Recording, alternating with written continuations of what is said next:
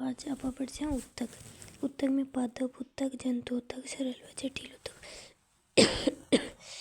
कोशिकाओं के समूह उत्तक बनाते हैं तथा उत्तकों द्वारा अंग व अंगों द्वारा तंत्र का निर्माण होता है। कोशिकाओं का ऐसा समूह जिसकी कोशिकाएं उत्पत्ति, संरचना और कार्य में समान होते हैं उत्तक कहलाते हैं। उदाहरण में रक्त है, फ्लोएम है, पेशी उत्तक इत्यादि होते हैं। उत्तक कोशिकाएं संरचना और कार्य में भिन्न भी हो सकते हैं लेकिन उत्पत्ति में सदैव समान होते हैं। यानी उत्तक बने कोशिका की संरचना व कार्य में भिन्न हो सकते हैं लेकिन उत्पत्ति में समान होते हैं। उत्तकों का अध्ययन करने वाले विज्ञान को औत्तिकी कहते हैं। उत्तक दो प्रकार के होते हैं, जंतु उत्तक और पादप उत्तक।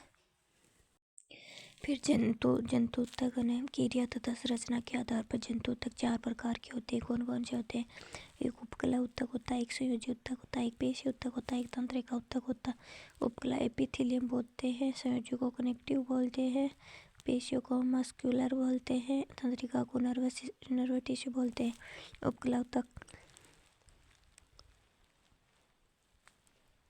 उपकला अतः एक ऐसा उत्तक जो किसी अन्य उत्तक पर वृद्धि करता है एपिथेलियम उत्तक कहलाता है। एपिथेलियम सदैव संयोजी उत्तक पर वृद्धि करता है। अंतर कोशिकीय स्थान न होने के कारण उत्तक को रक्त वाहिनियां, लसिका वाहिनियां व केशिकाएं भेद नहीं कर सकती है। अर्थात इस उत्तक में रक्त संचरण अनुपस्थित होता है। कोशिकाएं अपने पोषण के लिए आधारी संयोजी उत्तक पर ही निर्भर होती है। उपकला और संयोजी उत्तक के बीच पतली अकोशिकीय निर्जीव आधार कला उपस्थित होती है जो कि अत्यधिक पारगम्य होती है।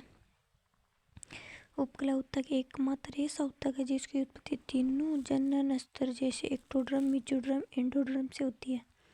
याद रखना, ये रक्षात्मक आवरण बनाने वाला उत्तक होता है। सही बात है।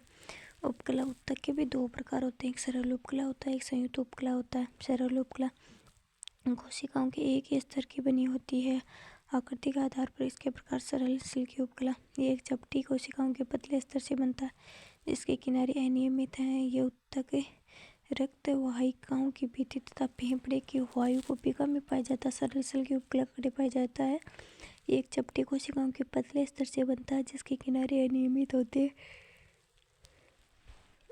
यह उत्तक रक्त वाहिनियों की भित्ति तथा फेफड़े के वायु कोशिकाओं में पाया जाता है जो कि पदार्थों में सघन वर्णात्मक पारगम्य झिल्ली द्वारा होता है। अगला है कि सरल घनाकार उपकला। इसमें कोशिकाएं घनाकार होती है जो लंबाई, चौड़ाई और ऊंचाई में समान होती है। इनमें केंद्रीय गोलाकार का होता है तथा उत्तक स्वेद ग्रंथि या थायराइड ग्रंथि, यकृत और जननांगों में जनन उपकला के रूप में पाए जाते हैं। ये सामान्यतः वक्रों के वृक्कों के नलिकाकार भागों में तथा ग्रंथियों की वाहिनियों में पाए जाता है। अंकन यही पूछें कि भाई वक्राकार और नलिकाकार भागों में कौन सी पाई जाए, सरल पाई जाए कि घनाकार पाई जाए। इनका मुख्य कार्य श्रवण और अवशोषण का होता है। फिर अगला क्वेश्चन है सरल स्तंभी उपकला। इस उत्तक की कोशिकाएं स्तंभाकार तथा अधिक लंबी होती है। केंद्र कोशिकाओं के निचले भाग में होता है। ये कोशिकाएं आमाशय, आंत, पित्ताशय व पित्त वाहिनियों का भीतर स्तर बनाती है।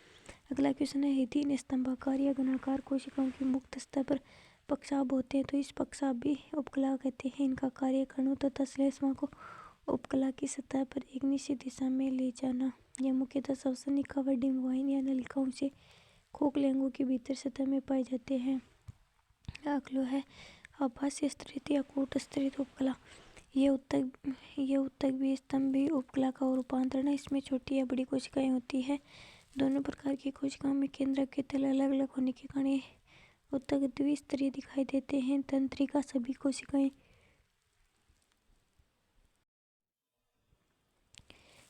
एक के आधार पर स्थित होने के कारण वास्तव में सरल यह एक परतीय उपकला होती है। ग्रंथिल उपकला।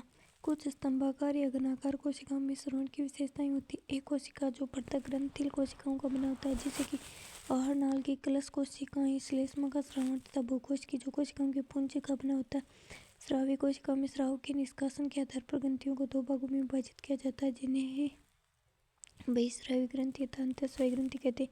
संयुक्त उपकला एक से ज्यादा कोशिका स्तरों की बनी होती है। इस प्रकार श्रवण और अवशोषण में इनकी भूमिका सीमित है। इसका मुख्य कार्य रासायनिक व यांत्रिक प्रतिबलों में रक्षा करना है। प्रसार क्षमता के आधार पर दो प्रकार के होते हैं, प्रसार क्षमता युक्त संक्रमणीय अंतर्वर्ती उपकला। इसमें आधार कला नहीं पाई जाती है। प्रसार क्षमता विहीन स्तरित उपकला। स्तरित उपकला उत्तक कोशिकाओं की आकृति के आधार पर 3 प्रकार की होता है। एक तो स्तरित सल की उपकला त्वचा की एपिडर्मिस में, एक स्तरित घनाकार उपकला ग्रंथियां लार समेत स्तन ग्रंथियों में, एक स्तरित स्तंभी उपकला स्वरयंत्रों में। अगला है कि संयोजी उत्तक। संयोजी उत्तक नाम शरीर के अन्य उत्तकों और अंगों को एक दूसरे से जोड़ना तथा आलम्बन के काम दिया गया। संयोजी उत्तक भ्रूणीय मेसोडर्म से बनता है।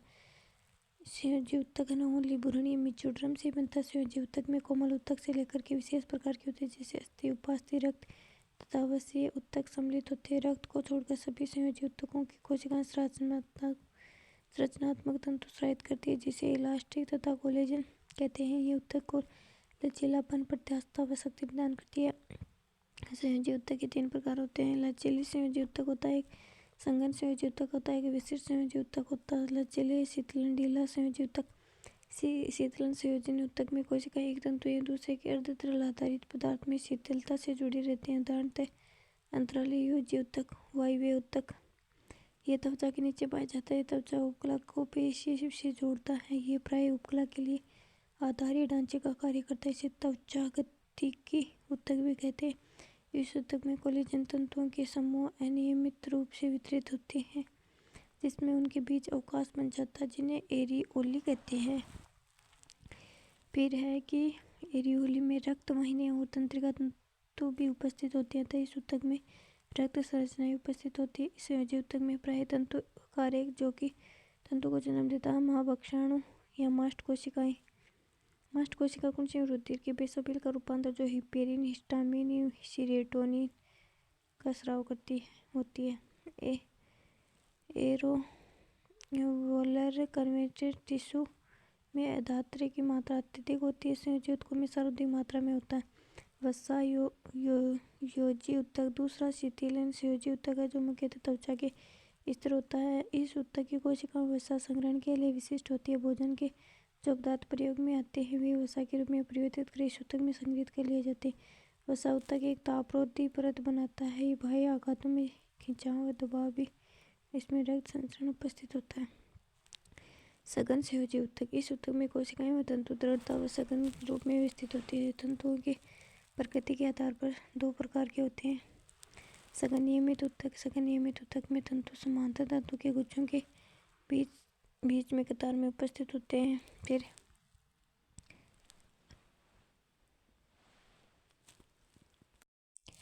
फिर विशिष्टीकृत संयोजी उत्तक कौन कौन से होते हैं? कंकाली संयोजी उत्तक होते हैं। कंकाली इसका मैट्रिक्स सघन खनिजयुक्त होता है। इस उत्तक को आलम्बी उत्तक भी कहते हैं, क्योंकि ये शरीर की आलम्बनता प्रदान करता है। 2 प्रकार का उपास्थि अस्थि। उपास्थि मजबूत लेकिन अर्धठोस आलम्बी उत्तक है।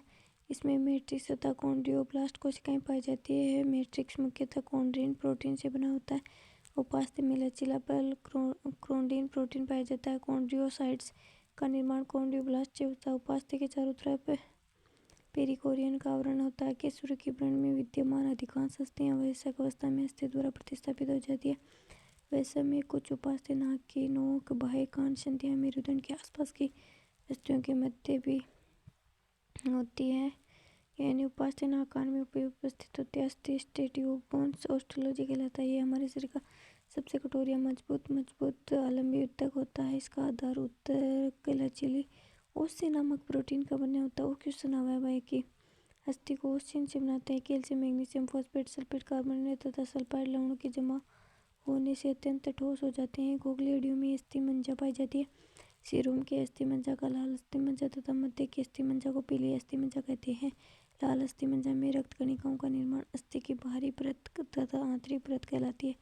हेयरवेशन तंत्र की उपस्थिति केवल स्तनधारियों की अस्थियों का पारंपरिक लक्षण है। ग्लो है। ओस्टियोब्लास्ट कोशिकाएं ओस्टियोसाइट्स तथा ओस्टिन प्रोटीन की मैट्रिक्स का निर्माण करती है। इसके पश्चात कैल्शियम लवण जमा हो जाते हैं। ये क्रिया कैल्सीकरण कहलाती है। अस्थि निर्माण की क्रिया। कठोरतम उत्तक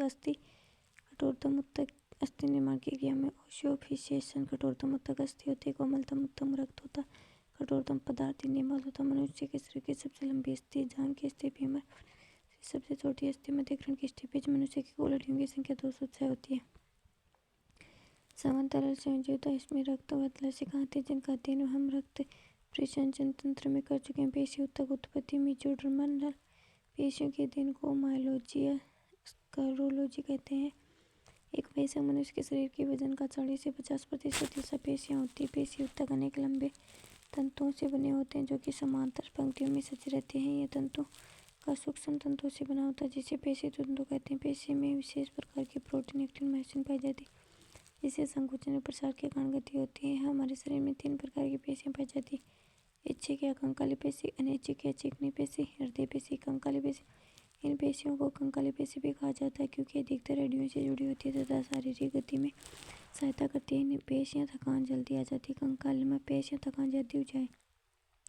सूक्ष्मदर्शी में देखने पर ये पेशियाँ हल्की तथा गहरे रंगों में एक के बाद एक रेखाओं या धारियों से तेज पेटियों की तरह प्रतीत होती है। ये रेखा एक्टिन या मायोसिन या प्रोटीन की बनी होती है। इस कारण इसे रेखित पेशी भी कहते हैं। क्या की बुनियादी वह एक्टिन, मायोसिन और प्रोटीन की बनी होती है अतः इसे रेखित पेशी भी कहते हैं। ये ऊतक की कोशिकाएं लंबे बेलनाकार शाखा रहित और बहुकेंद्रित होती हैं। इनमें संकुचन जंतु की इच्छा शक्ति द्वारा नियंत्रित होते हैं इसलिए इन्हें ऐच्छिक पेशियाँ भी कहते हैं। जैसे हाथ है, पैर में विद्यमान पेशियाँ बहुत सारे मस्कल्स फाइबर मिलकर एक समूह बनाते हैं जिसे पेशिकुलाई कहते हैं। बहुत सारे पेशिकुलाई मिलकर पेशी का निर्माण करते हैं। पेशी संकुचन की मूल इकाई क्रियात्मक है। सार्कोमेर होता है। फिर चिकनी पेशी को अकंकाली पेशी कहते हैं। ये पेशी अंतरंगों से संबंधित होते हैं इसलिए अंतरंगी पेशी या चिकनी पेशी कहते हैं।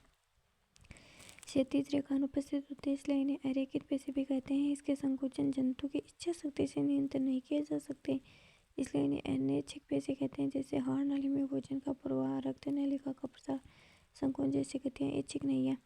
यह आँख की पलक, मूत्रवाहिनी और फेफड़ों के श्वसन में भी सहायता होता है। कोशिका लंबी शाखा रहित तथा उनका आखिरी सिरा नुकीला होता है। हृदय पेशी, यह विशेष प्रकार की पेशी होती है जो केवल हृदय में ही पाई जाती है इसलिए इन्हें हृदय पेशी कहते हैं। संरचना के आधार पर रेखित पेशियाँ, इनकी पेशी तंतु लंबे, बेलनाकार तथा शाखित होते हैं। एक केंद्रीय होते हैं। कार्य के आधार पर अनैच्छिक प्रकार की पेशी होती है। हृदय पेशी कार्य के आधार पर अनैच्छिक होती है। इसमें संकुचन अथवा शक्ति द्वारा नियंत्रण नहीं किया जा सकता। ये पेशियाँ निरंतर कार्य करती है इसलिए इन्हें गैर थकान वाली भी कहते हैं। मनुष्य में 639 पेशियाँ पाई जाती है। स्ट्रोंग सार्टोरियस शरीर की सबसे लंबी पेशी होती है। सार्टोरियस शरीर की सबसे लंबी पेशी है। ग्लूटोनस मैक्सिमस कुल्ला पेशी सबसे बड़ी होती है और स्टेपेडियस कान की सबसे छोटी पेशी होती है और मास्टर जबड़े में सबसे मजबूत पेशी होती है। तंत्रिका ऊतक नर्वस सिस्टम। तंत्रिका ऊतक तंत्रिका तंत्र का निर्माण करता है। तंत्रिका ऊतक तंत्रिका कोशिकाओं का बना होता है। 2 प्रकार का बना होता है ना, एक तो तंत्रिका कोशिकाएं और एक गिलियर कोशिकाएं। गिलियर कोशिका में न्यूरोग्लिन ये न्यूरॉन के चारों ओर कोशिकाओं के रूप में पाया जाता है। पैकिंग पदार्थ के रूप में कार्य करता है। पौधे स्थिर होते हुए गति नहीं करते चूंकि इन्हें सीधा खड़ा होना होता है अतः इनकी बड़ी मात्रा में सारा प्रदान करने वाले ऊतक होते हैं। ये सारा प्रदान करने वाले ऊतक प्राय मर्द कोशिकाओं के बने होते हैं। दूसरी और जंतु इधर उधर विचरण करते हैं। पौधों की अपेक्षा ऊर्जाओं का अधिक उपयोग करते हैं। जंतुओं अधिकांश ऊतक जीवित देखो न, पौधा विनब तो ज़्यादातर मृत ऊतकों में और जंतुओं विनब ज़्यादातर जीवित ऊतकों में से है। पौधों की वृद्धि कुछ क्षेत्रों में सीमित रहती है जबकि जंतुओं में विभाजन तथा अविभाजित क्षेत्र की कोई निश्चित सीमा नहीं होती। पौधों के कुछ ऊतक जीवन भर विभाजित होते रहते हैं। ऐसे ऊतक कुछ क्षेत्रों में ही सीमित रहते हैं। ऊतकों की विभाजन क्षमता के आधार पर पौधों के ऊतकों का वर्गीकरण किया जाता है। वर्ती अथवा विभाजक ऊतक, स्थायी ऊतक।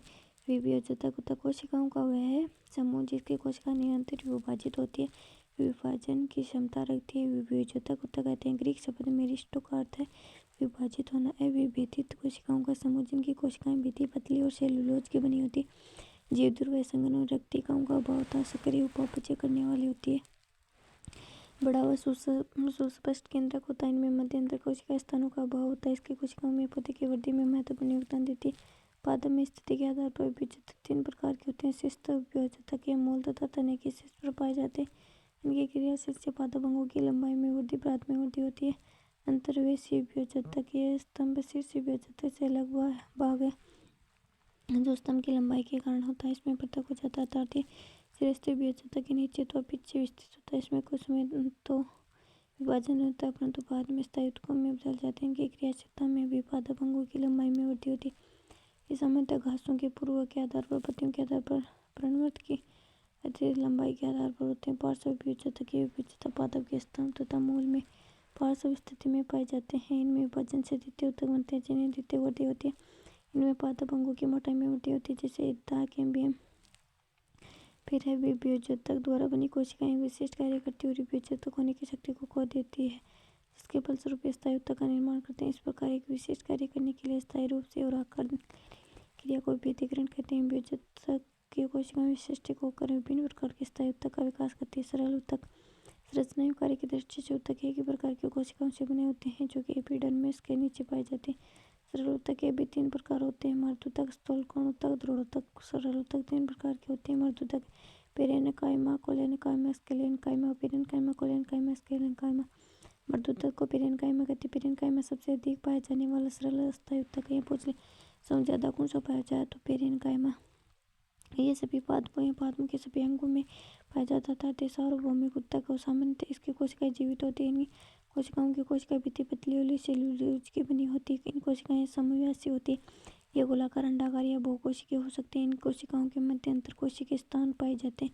ये ऊतक भोजन जल पादप के अपशिष्ट पदार्थों का संग्रहण करते हैं। मर्दूतक संरचना कार्य के आधार पर कई तरह के रूपांतरित होते हैं। हरित मर्दूतक ये समर्दूतक जिनकी कोशिकाओं में हरित लवक प्रचुर मात्रा में होते हैं। प्रकाश संश्लेषण करती है। वायु ऊतक जलीय पौधों की पत्तियां तथा तनों के पाए जाने वाला होता है जिसमें बड़े बड़े अंतरकोशिकीय स्थल पाए जाते हैं जिनमें वायु भरी रहती है। इन्हीं के कारण जलीय पौधे पानी में तैर सकते हैं। विचित्र कोशिकाएं कुछ मर्दूतक की कोशिकाएं पौधों के अपशिष्ट पदार्थों जैसे कि तेल, टेनिन, रेजिन, कैल्शियम ऑक्जेलेट के क्रिस्टल आदि का संग्रहण करती है। ये भी विचित्र कोशिकाएं होती है। स्थूलकोण कोलेनकाइमा पौधों में लचीलेपन का गुण कोलेनकाइमा के कारण होता है। इस ऊतक की कोशिकाएं गोलाकार होती है, अंडाकार, बहुभुजाकार होती है। इन कोशिकाओं में अंतरकोशिकीय स्थल के सामने कणों का कोशिका भित्ति अधिक मोटी होती है। ये मोटाई कणों पर सेल्यूलोज व पेक्टिन के जमाव के कारण होती है। ये ऊतक पादप अंगों, पत्ती, तनों को लचक में दृढ़ता एवं यांत्रिक सहारा प्रदान करती है। ये प्राय तरुण द्विबीजपत्री तनों की हाइपोडर्मिक से बनता है। दृढ़ोतक स्क्लेरेन्काइमा ये एक यांत्रिक ऊतक है जो कि पौधों को कठोर और मजबूत बनाता है। इस ऊतक की कोशिकाएं परिपक्व होने पर मृत हो जाती है। लंबी और पतली होती है क्योंकि इस ऊतक की भित्ति लिग्रीन के कारण मोटी होती है। यह अपने आप प्राय इतनी मोटी होती है कि कोशिकाओं भीतर कोई आंतरिक स्थान नहीं होता है। 2 प्रकार की होती है: दृढ़ोतक तंतु ये कोशिकाएं लंबी पतली तथा दोनों सिरों पर न्यूक्लियर तंतु जैसी होती है। इनकी मोटी भित्ति होने के कारण कोशिका गुहा अत्यंत संकरी रह जाती है। अधिकतर उलकुट परिरंभ जाइलम और फ्लोएम में पाए जाते हैं। ये पौधों के आंतरिक शक्ति प्रदान करते हैं जिसे जूट के रेशे, नारियल की जटा के रेशे दृढ़ोतक तंतु ही होते हैं। स्क्लेरेड अथवा दृढ़ कोशिकाएं इन कोशिकाएं छोटी, समव्यासी अथवा अनियमित आकार की होती है। कोशिकाओं के सिरे न्यूक्लियर नहीं होते हैं। ये पौधों के अंगों को अत्यधिक कठोरता प्रदान करती है जैसे फलों की भित्ति, बीजों के आवरण, नारियल की अंतःफल भित्ति, विक्टोरिया कमल की पत्तियां। विभिन्न प्रकार के स्क्लेरेड्स पाए जाते हैं। जटिल ऊतक विषमांगी प्रकृति के होते हैं अर्थात एक से अधिक प्रकार की कोशिकाओं से मिलकर बने होते हैं। इन्हें संवहन ऊतक भी कहते हैं क्योंकि ये पादपों में संवहन के कार्य करते हैं, मिलकर संवहन मंडल का निर्माण करते हैं। संवहन ऊतक जटिल पौधों की एक विशेषता जो कि इन्हें स्थलीय वातावरण में रहने के अनुकूल बनाती है। ये 2 प्रकार के होते हैं: जाइलम और फ्लोएम।